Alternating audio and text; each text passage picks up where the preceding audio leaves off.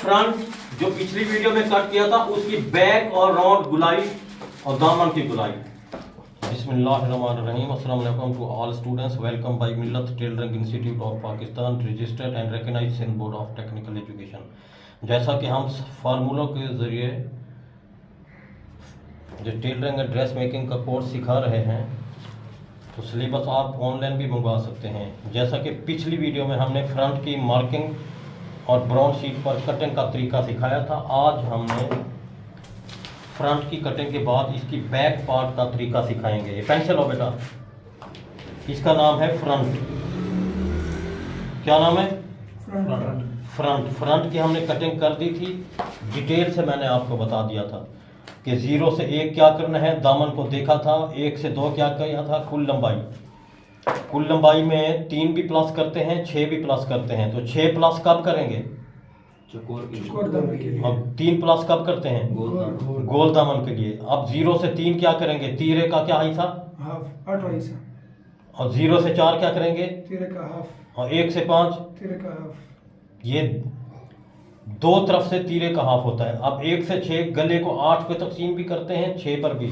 तो कॉलर वाला हो तो 8 पर तकसीम, बैन हो शेरवानी तो 6 पर तकसीम।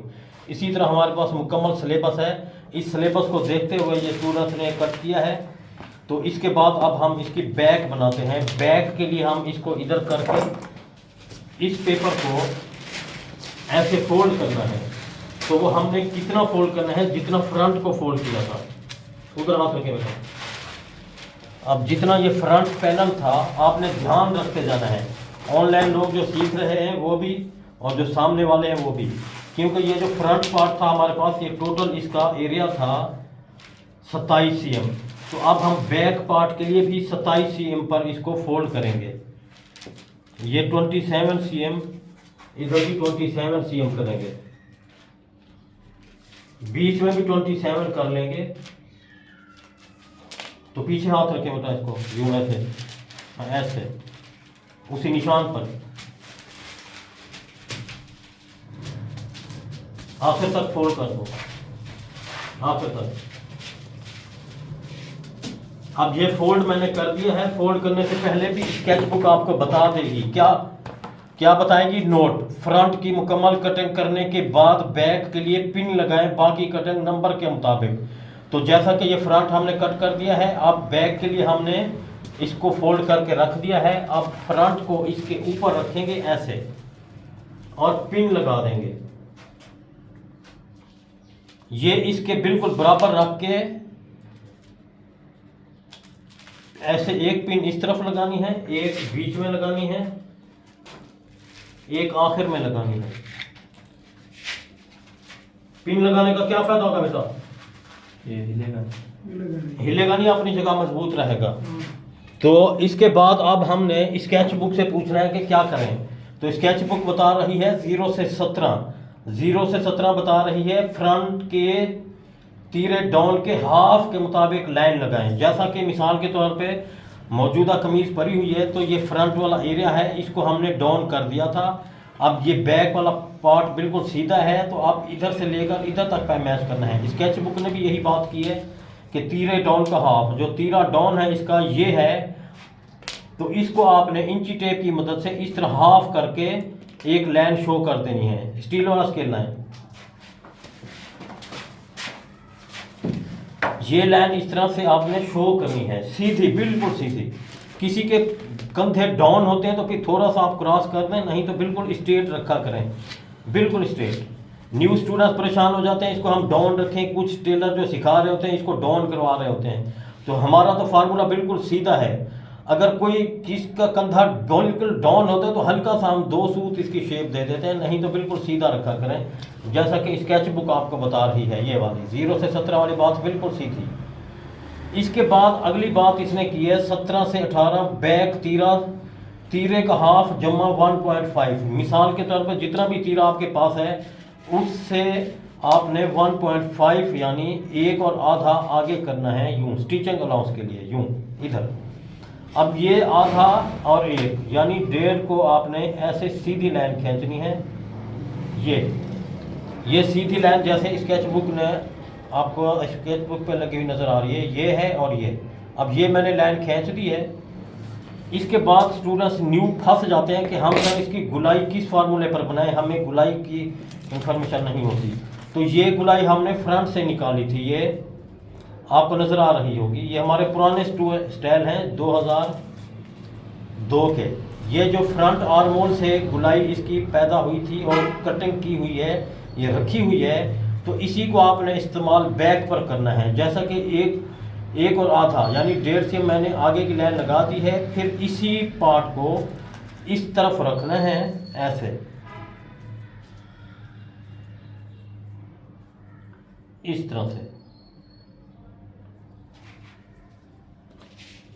ये कोना इसके साथ आएगा और गुलाई को आपने शो कर देना है। हल्का हल्का मैं डॉट लगा रहा हूँ, फिर इसको फाइनल गुलाई बना दूंगा। यूँ आपको नज़र आ रहा होगा जैसे, यानी इसी की गुलाई की मदद से बैक की गुलाई भी आपने बनानी है, यूँ इसी तरह। सिर्फ उसमें 1.5 का इजाफा होगा। तो अब आइए हम इसकी कटिंग कर लेते हैं। तो ये कटिंग करते वक्त फ्रंट को ऊपर उठाना है, फिर ये बैक पे यूँ कट करना है सीधा। किसी के बैक डाउन होती है तो आप सिर्फ 2 सूत डाउन करें, नहीं तो सीधा।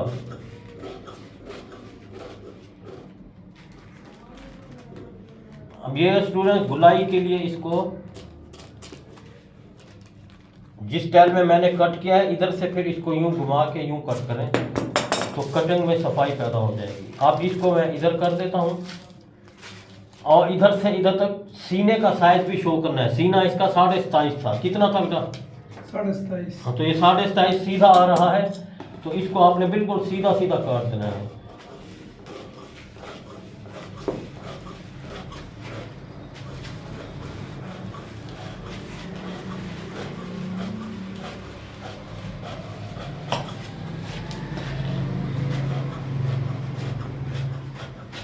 अब इसको मैं आज़ाद कर देता हूँ, साइड पे कर देता हूँ। इसके बाद आपको दामन की गुलाई का भी फार्मूला बताता हूँ।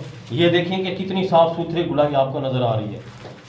ये हर कमीज़ के लिए फार्मूला है, छोटी कमीज़ हो, बड़ी हो, मोटी हो, कोई भी हो। तो जितना डाउन है, तो स्केच बुक आपको बता रही है तीरे डाउन के हाफ पर लाइन लगाएं। जैसा ये तीरा डाउन इसका ये जगह है, उसके हाफ पे सीधी लाइन लगाकर जैसे मैंने अभी किया है, इसी फार्मूले को अप्लाई करना है। और गुलाई फ्रंट के गुलाई वाले पैनल की मदद से आपने ये गुलाई पैदा कर देनी है बैक की।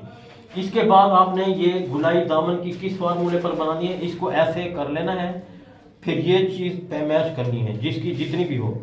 अब ये हमारे पास 27 है, तो इसको मैंने 4 पर तकसीम कर देना है। 2 पर तकसीम किया और 4 पर तकसीम किया।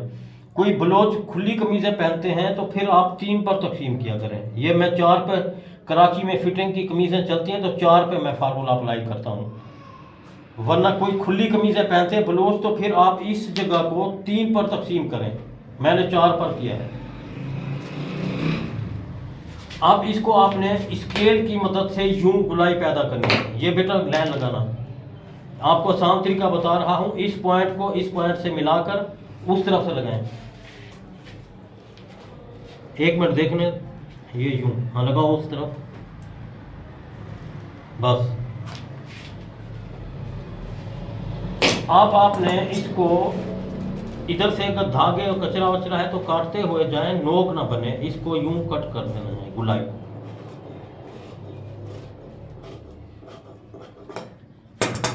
अब ये गुलाई भी आपके सामने कट चुकी है, कितनी साफ सुथरी गुलाई है। तो आपको गुलाई के लिए भी जो है मसला हल हो चुका है, कोई परेशानी की ज़रूरत नहीं है। गुलाई का भी मसला हल हो गया है, फ्रंट की गुलाई का भी मसला हल कर दिया था, बैक का भी। बाकी बात रहेगी साइड जेब के टुक लगाने का तरीका। तो आपने इस लाइन से लेके जितनी भी आपकी लंबाई है उससे 2 cm ऊपर करना है, क्योंकि फोल्डिंग के लिए जो हमने रखा था। अब ये इधर से मैंने ये 2 cm ऊपर रख के ये निशान शो कर दिया है। यानी इधर से बगल वाली लाइन से जितनी लंबाई नीचे जा रही है उससे 2 cm ऊपर करके ये निशान शो करना है। ये निशान किस चीज़ का है? साइड चाक का, जहाँ साइड चाक बनता है, साइड की जेब वाली जगह। कमीज लाइन बेटा सिली हुई नाप वाली। अब इसको आपने इधर से यूं पे मैच करना है। ये जो सिली हुई कमीज आपको नजर आ रही है, इधर से लेकर इधर, ये फार्मूला ये देखो बिल्कुल इसके हिसाब से आ रहा है। अभी इसका चौथा हिस्सा करना है, इधर से लेकर इस जगह तक 41 है, तो इसको आपने इस तरह 2 पर तकसीम करना है, फिर उसको 4 पे फोल्ड करना है। तो ये एक निशान इधर शो कर देना है, फिर इसके बाद इधर एक शो करना है निशान, यानी जितना ये है उतना ये निशान शो करके फिर 1 cm का गैप नीचे रखना है, 1 cm का गैप इसके ऊपर रखना है। तो आपको मालूम हो जाएगा कि साइड जेब के हाथ डालने वाली जगह ये कितनी रखें, तो ये आपको मालूम हो जाएगा, ये और ये।